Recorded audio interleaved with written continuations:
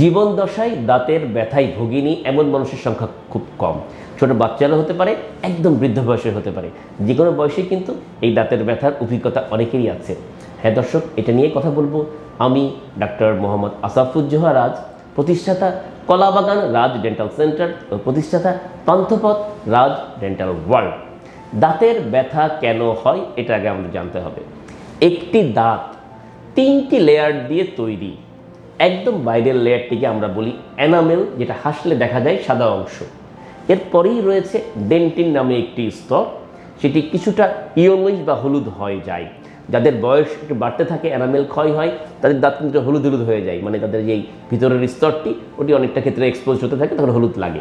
আর একদম ভিতরের যে স্তরটি 3 নম্বর স্তর, সেটিকে বলা হয় পাল্প। একদম ভিতরে থাকে পাল্প, এটি নরম অংশ। দাঁতের সব ধরনের ব্যথা কষ্ট যাই বলি না কেন, তার জন্য কিন্তু দায়ী ওই ভিতরের স্তরটি পাল্প। এখানেই সব ধরনের ব্লাড সার্কুলেশন বলেন বা আমাদের ব্যথা তৈরির যে স্নায়ুর সংযোগ বলেন, সেটা ওই পাল্পে রয়েছে। পাল্প থেকে কিছুটি অংশ দ্বিতীয় স্তর ডেন্টিনেও থাকে। যখন কোনো কারণে এই এনামেল বা বাইরের স্তরটি ক্ষয় হয়ে যায়, সেটা ডেন্টাল ক্যারিজ হোক, নিয়ম বহির্ভূত দাঁত ব্রাশের পদ্ধতি হোক, অথবা অ্যাসিডের কারণে খুব বেশি, বা যাদের টক খায় বা যাদের পেটে অ্যাসিডিটি রয়েছে, গ্যাস্ট্রিক অ্যাসিডিটি, তাদের ক্ষেত্রে কিন্তু অনেক কারণেই এই এনামেল ক্ষয় হতে পারে। এনামেল ক্ষয় হয়ে গেলে যখন ডেন্টিন দ্বিতীয় স্তর এক্সপোজ হয়ে যায়, তখনই কিন্তু দাঁত শিরশির করে।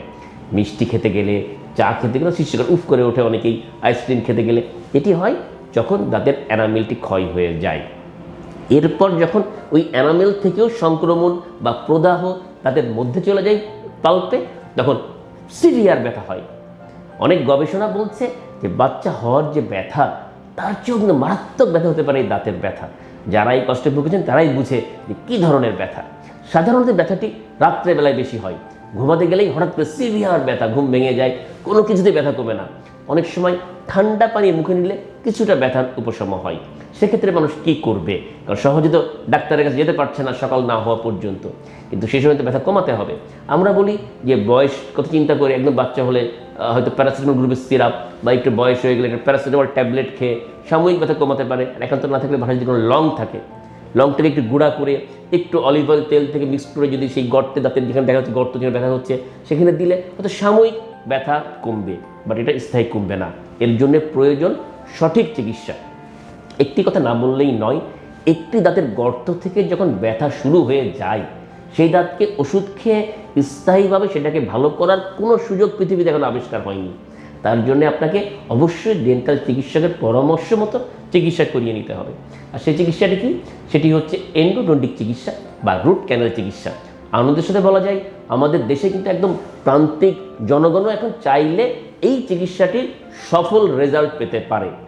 এই চিকিৎসার মাধ্যমে আমরা কিছু যন্ত্রপাতি ব্যবহার করে দাঁতের মধ্যকার যে ইনফেক্টেড বা যেই প্রদাহযুক্ত মজ্জা হয়ে গেছে, সেটিকে আমরা ফেলে ওটিকে সম্পূর্ণ পরিষ্কার করে জীবাণুমুক্ত করে তারপর সেটিকে ফিলিং করে দাঁতটিকে আবার আগের অবস্থায় সুস্থ করা সম্ভব। যে দাঁত দিয়ে ভালো মতো খাওয়া যায়, খাবারকে এনজয় করা যায়, এবং তার পরবর্তীতে এর উপর একটি আর্টিফিশিয়াল ক্রাউন লাগিয়ে নিলে এটি লম্বা টাইম ধরেই থাকে।